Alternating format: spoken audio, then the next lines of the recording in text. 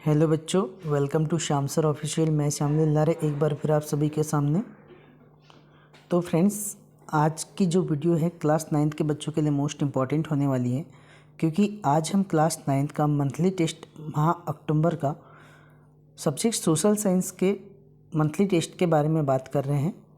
तो चलिए फ्रेंड्स, हम वीडियो को स्टार्ट करते हैं। स्टार्ट करने से पहले आप सभी से एक रिक्वेस्ट करना चाहूँगा, अगर आप हमारे चैनल पर न्यू हैं तो हमारे इस चैनल को सब्सक्राइब कर लीजिएगा फ्रेंड्स, और बेल आइकन को इनेबल भी कर लीजिए, ताकि इस तरीके की एजुकेशन वीडियो जब भी हमारे चैनल पर अपलोड होगी तो उसका नोटिफिकेशन आपको सबसे पहले मिल जाएगा।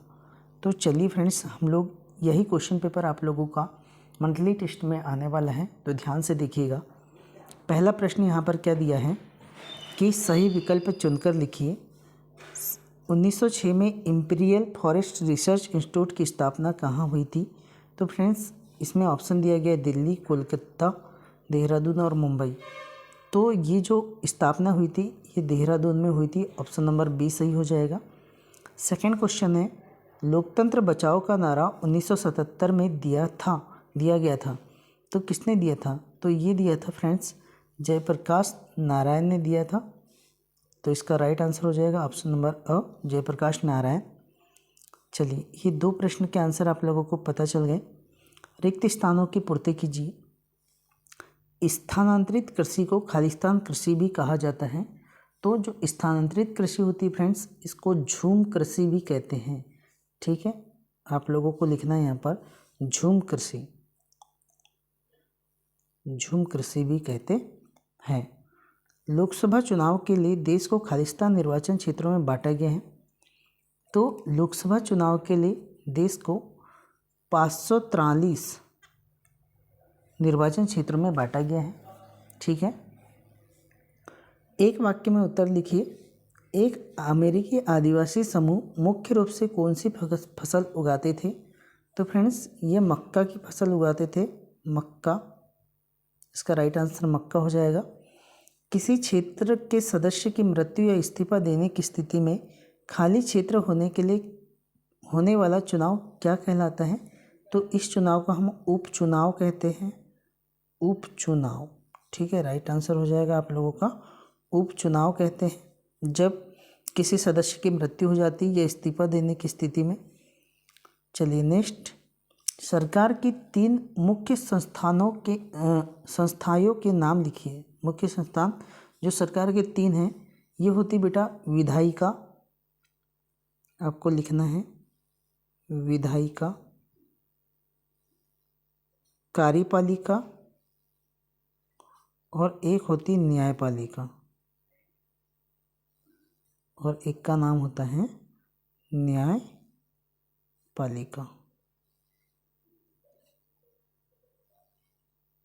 ये इसकी 3 मुख्य संस्था होती है, विधायिका, कार्यपालिका और न्यायपालिका। ठीक है, चलिए नेक्स्ट, अति लघुत्तरी प्रश्न आप लोगों के 2-2 अंक के 2 प्रश्न दिए गए हैं। 4 अंक यहाँ पर आप लोगों के पक्के हो जाएंगे। गद्दी समुदाय किसे कहते हैं और यह कहाँ रहते हैं? तो फ्रेंड्स, जो गद्दी समुदाय होता है ये एक चरवाहा समुदाय है। कैसा समुदाय है? ये एक चरवाहा समुदाय है। और इसकी बात करते हैं तो ये हिमाचल प्रदेश में रहते हैं। हिमाचल प्रदेश, बस आपको ऐसा ही लिखना है कि यह एक प्रकार का चरवाहा समुदाय है और यह हिमाचल प्रदेश में निवास करते हैं।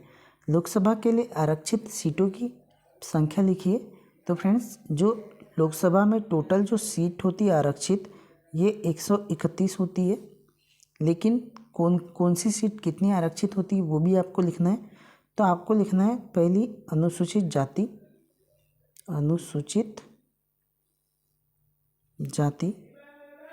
तो जो अनुसूचित जाति होती है वो SC बोलते हैं जिसे अपन, तो इनकी सीट होती है फ्रेंड्स 84, ये आरक्षित है। और एक अनुसूचित जनजाति,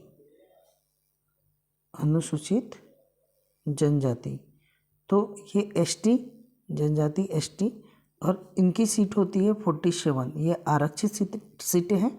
टोटल अगर आप दोनों को काउंट करेंगे तो 131 आरक्षित सीटों की संख्या हो जाएगी।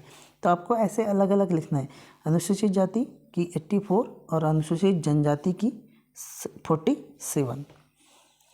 चलिए नेक्स्ट क्वेश्चन देखिएगा। महाराष्ट्र में रहने वाले धनगर चरवाहा समुदाय का सामाजिक जीवन कैसा था, समझाइए। तो फ्रेंड्स इनके बारे में आप लोगों को बताना है कि जो धनगर समुदाय के लोग होते हैं, ये महाराष्ट्र के एक ये चरवाहा समुदाय के लोग होते हैं, ठीक है।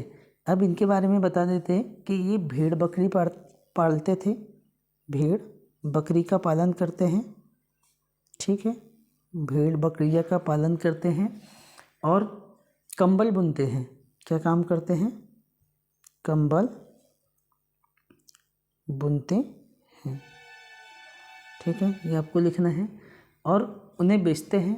ये लोग मौसम के अनुसार भेड़ बकरियों को एक स्थान से दूसरे स्थान पर लेकर जाते हैं। क्या बोलेंगे आप लोग? ये लोग मौसम के अनुसार भेड़ बकरियों को एक स्थान से दूसरे स्थान पर लेकर जाते हैं। लिख लीजिएगा ध्यान से। तो समझ में आ गया कि महाराष्ट्र में धनगर चरवाहा समुदाय का सामाजिक जीवन कैसा था कि ये भेड़ बकरियाँ पालते थे, कंबल बुनते थे और उनको बेचते थे। और ये लोग मौसम के अनुसार भेड़ बकरियाँ को एक स्थान से दूसरे स्थान पर ले जाते रहते थे, ठीक है। चलिए सेकेंड क्वेश्चन तो आपको सेम क्वेश्चन पूछ लिया है कि लोकसभा के लिए आरक्षित सीटों की संख्या लिखिए। तो वही फ्रेंड्स मैंने बताया अभी SC और ST। SC के लिए 84 आरक्षित सीटें और ST के लिए 47, टोटल मिलाकर 131 आरक्षित सीटें हो जाएगी। चलिए नेक्स्ट क्वेश्चन है, सामुदायिक उत्तरदायित्व का अर्थ एवं उसका महत्व स्पष्ट कीजिए। तो देखिएगा ध्यान से क्या होता है, मंत्रिपरिषद के सभी सदस्य अपने निर्णयों और कार्यों के लिए सामूहिक रूप से संसद के प्रति उत्तरदायी होते हैं। आपको ऐसा लिखना है, मंत्रिपरिषद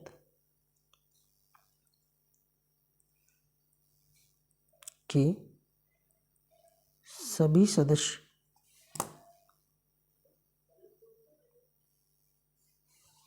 अपने निर्णयों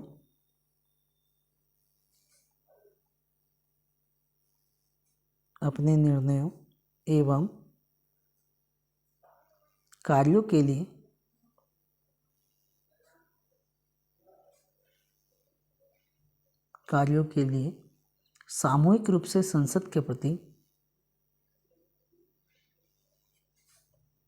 सामूहिक रूप से संसद के प्रति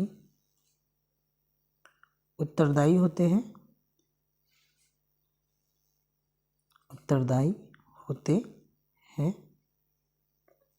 इसका महत्व यह है कि यह सरकार में एकता और स्थिरता को सुनिश्चित करते हैं, ठीक है। यह सरकार में एकता व स्थिरता को सुनिश्चित करता है, ठीक है। बस इतना से इसका आंसर था फ्रेंड्स।